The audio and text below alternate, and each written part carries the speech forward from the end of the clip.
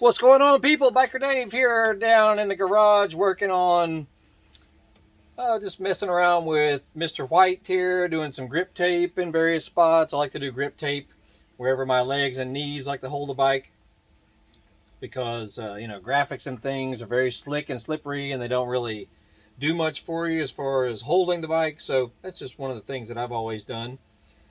But something I wanted to throw at you guys that gets overlooked quite a bit on any motorcycle for that matter, but especially an off-road vehicle, the petcock. You might be surprised how filthy the filter gets. There's two little filters inside. I'll show you on another fuel tank. But if you have issues with fuel flow or lean issues that you can't seem to cure with jetting and tuning and that sort of thing, I want you to take a look at the inside of the petcock, and it can be rebuilt. It's not very difficult. At the very least, it can be cleaned. If it's in really horrible shape, you can actually replace the petcock. They make aftermarket as well as OEM petcocks for your gas tank. I'm gonna take a look at a YZ85 petcock we got here, and you might be surprised what you find. So I highly recommend you do this. Take a look real quick. All right, we have a little YZ85 fuel tank here. It's only a few bolts to remove it, but take a look. It's very easy to remove the petcock. It's usually only a couple of Phillips head screws. Yours might be a little different, but that's how this one is. So it actually take you longer to remove the tank from the bike than it will to remove the petcock. So we'll remove these two screws real quick. Make sure you go ahead and empty the tank out as well. But just take a quick look in here. Look at this. Now this one I would not say is that bad, but I have seen others where these little strainers here were completely covered with debris and ethanol residue and hair and dirt and lint and you just name it. If these little strainers are clogged, you will have fuel flow issues. So this is a very overlooked thing on any power sport vehicle, as well as the valve itself. All this could be rebuilt or replaced, so it may depend on your specific model. But like if you're having issues even turning the valve here, I can just about guarantee you that you should rebuild the inside mechanism here, which is really just a couple of screws. Pull it off, and you can buy rebuild kits for the petcock. Just search your year, make, and model online. Not that big of an ordeal to do it, but I know a lot of people just don't bother with it. They think, it should be fine. Also, a little O-ring right through here that can be replaced. Usually comes with most common rebuild kits. But yeah, take a look at that. That's pretty bad. I was working on a little Trailblazer 250 a year or so ago, and the buildup was like halfway up the strainers. I was like, wow, no wonder this thing is struggling to run consistently.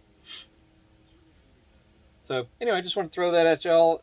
I know not many people talk about it, but it's also stated in your service manual to check the petcock. And if you haven't emptied your fuel tank in a while, completely, you should probably completely empty it out, even rinse it out, because debris and stuff just gets collected down in there, and sometimes it will never get out unless you give it a thorough washing inside. Now, this tank's been sitting outside for a long time. It's basically just for display purposes. But you can do this on any dirt bike, so I highly recommend it. And fall weather is right around the corner here for us in Atlanta, Georgia. We had a pretty bad summer, worse than most. And I'm an Atlanta native, so I know summer is not the greatest here as far as weather.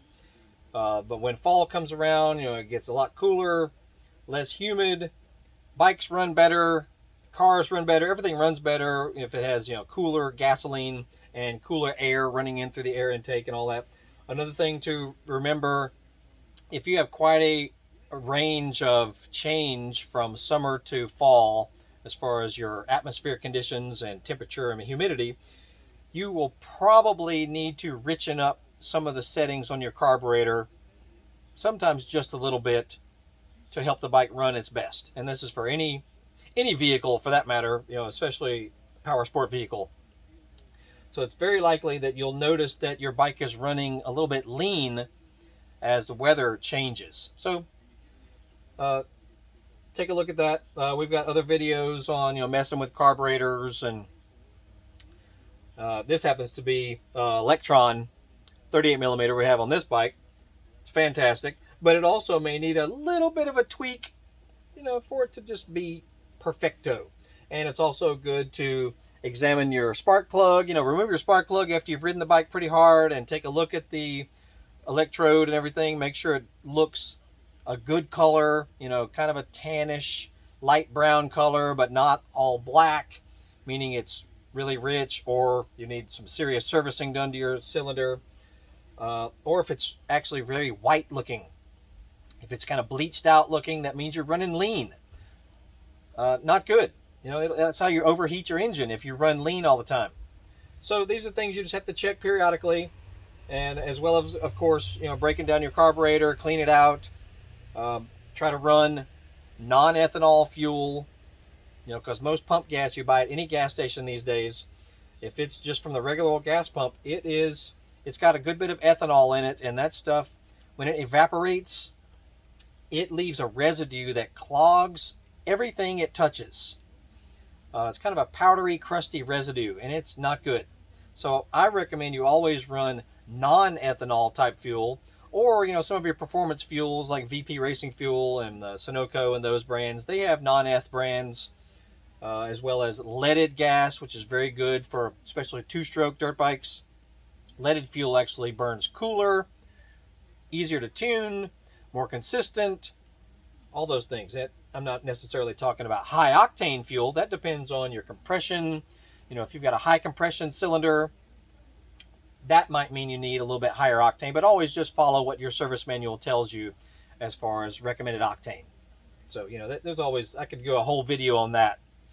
Anyway, we are getting ready for the fall riding season, so be on the lookout for videos on that. We got tons of videos on this YZ250, on engine rebuilds and basic maintenance and stuff. So, just scan through our channel. I'll put a link down below in the comment or in the description, both actually, as well as the thumbnail at the end of this video. I'll put the playlist for all kinds of stuff we've done to this bike over the years, and it might help some of you guys, especially if you have Yamaha YZ250, YZ125, or some of this applies to any dirt bike for that matter. Anyway, that's it. We will get back to work here. I hope you all have a great fall that's coming soon. I know you guys have been waiting a long time for it, to get out and do some pleasant riding. Once I've gotten older, I'm not really into abusing myself riding when it's 90 degrees and 95% humidity. I'm not into that anymore. I try to ride to have fun, get some exercise, have a good time, and not kill myself out there if the weather's not great. So, call it what you will, but I'm a fair weather rider now, and I know some of you are too. Anyway, y'all have a great day. Biker Dave signing off here. And make sure you Google Horsepower House. We are all over the internet, eBay, Amazon, Facebook, Instagram, Twitter, 2 YouTube channels, all over the place. That's it. Y'all have a great day. We'll see you.